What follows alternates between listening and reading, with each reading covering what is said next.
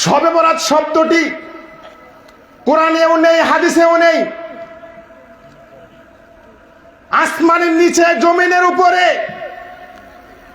পবিত্র কুরআন এবং সহিহ সুন্নাহ দ্বারা শবে বরাতকে প্রমাণ করতে পারবে না কি ঠিক কিনা? কেননা লক্ষ্য করেন, শবে বরাতকে যদি বাংলা ভাষায় অর্থ করা হয়, সব শব্দের অর্থ হলো মৃতদেহ, আর বরাত শব্দের অর্থ হলো মধ্যস্থতা। উমুকের বরাতে আমি এটা পেয়েছি, অর্থাৎ বাংলা ভাষায় অর্থ হলো মৃতদেহের মধ্যস্থতা। এটা কোনো ইবাদত হতে পারে না। দেখেন, শবে বরাতকে যদি ফার্সি ভাষায় অর্থ করা হয়, শব অর্থ রাত, আর বারাত অর্থ খাজনা উসুল বা দাখিলা, অর্থাৎ খাজনা উসুল বা দাখিলা পত্রের রাত। এটাও কোনো ইবাদত হতে পারে না। দেখেন, শবে বরাতকে আরবিতে বলা হয় লাইলাতুল বারাত।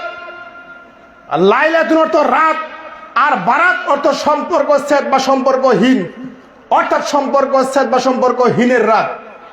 দেখেন, বাংলা ভাষায় অর্থ হলো, বাংলা ভাষায় শবে বরাত অর্থ হলো মৃতদেহের মধ্যস্থতা। ফার্সি ভাষায় শবে বরাত অর্থ হলো খাজনা উসুল বা দাখিলার রাত, আর আরবি ভাষায় শবে বরাত অর্থ হলো সম্পর্কচ্ছেদ বা সম্পর্কহীনের রাত। কোথাও তো শবে বরাতকে ভাগ্য রজনী বলা হয় নাই। শবে বরাতকে ভাগ্য রজনী তারাই বলে, শবে বরাতকে ভাগ্য রজনী তারাই দাবি করে যারা বলে যে শবে বরাতের রাত্রে কোরআন নাজিল হয়েছে। শবে বরাতের রাতে কোরআন নাজিল হয়েছে? কুরআনুল কারীম নাজিল হয়েছে শবে কদরের রাত্রিতে, কি ঠিক কিনা? অনেক আয়াত প্রমাণ আছে, অনেক আয়াত আছে, হাদিস আছে। কুরআনুল কারীম আল্লাহ রাব্বুল আলামিন নাজিল করেছেন শবে বরাতের রাত্রিতে না, বরং নাজিল করেছেন শবে কদরের রাতে, লাইলাতুল কদরের রাত্রিতে, কি ঠিক কিনা? এর অনেক প্রমাণ আছে, অনেক আয়াত আছে, আমরা জানি। তারা একটা ভুয়া দলিল পেশ করে, কোরআন থেকে দলিল পেশ, কিন্তু কোরআনের অপব্যাখ্যা করে। কি? ইন্না আনজালনাহু ফি লাইলাতিন মুবারাকাতিন, বরকতময় রাত্রিতে আল্লাহ কোরআন নাজিল করেছে। সেই বরকতময় রাত কি শবে বরাতের রাত না শবে কদরের রাত? সেই রাত হলো শবে কদরের। এটা আমরা ভালোইভাবে বুঝি। কিন্তু মনে রাখবেন, এই শবে বরাত শব্দটি কুরআনুল কারীমে কোথাও আছে কিনা একটু আমরা খুঁজে দেখি। দেখেন, এই বারাত শব্দটি কুরআনুল কারীমের 9 নম্বর সূরা তাওবা 1 নম্বর আয়াত, বারাআতুম মিনাল্লাহি ওয়া রাসূলিহি। বারাত শব্দটা এখানে আসছে, এখানে অর্থ হলো সম্পর্কচ্ছেদ বা সম্পর্কহীন। দেখেন, এই বারাত শব্দটি কুরআনুল কারীমের সূরা কামার 43 নম্বর আয়াত শব্দটি এসেছে।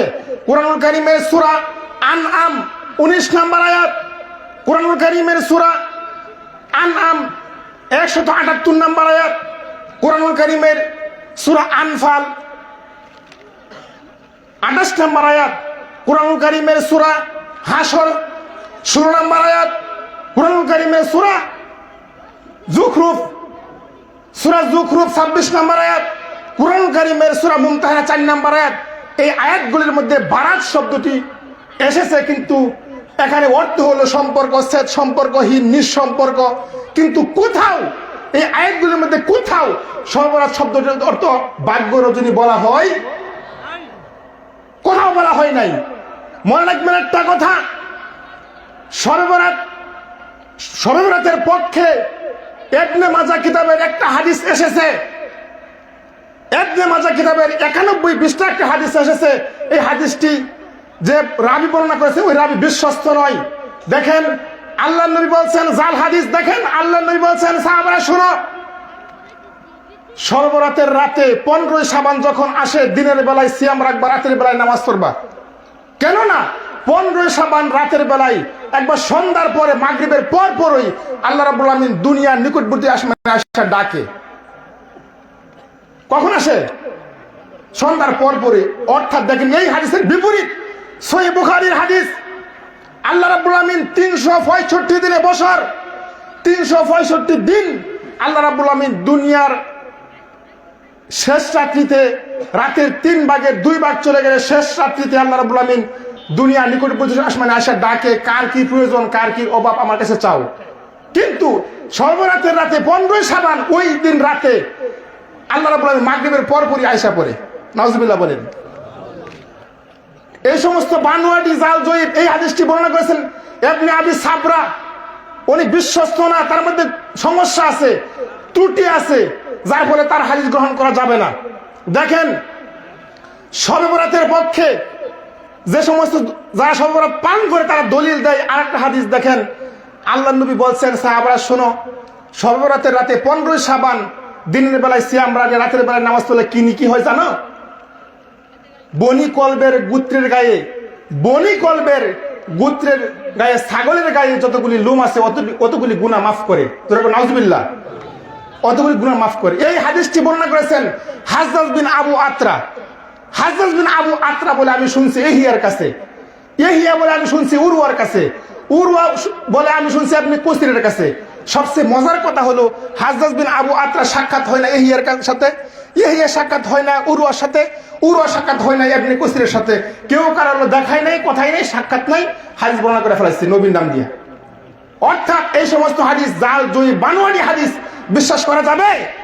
এগুলি আমলযোগ্য না, কখনো আমলযোগ্য না, এগুলি আমল করা যাবে না।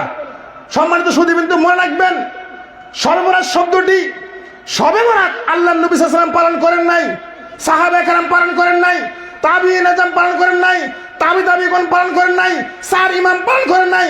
অর্থাৎ এই শবে বরাত কোন সাহাবায়ে কেরাম কেউ পালন করেন নাই, সুতরাং এর কোনো ভিত্তি নাই। কি ঠিক কিনা?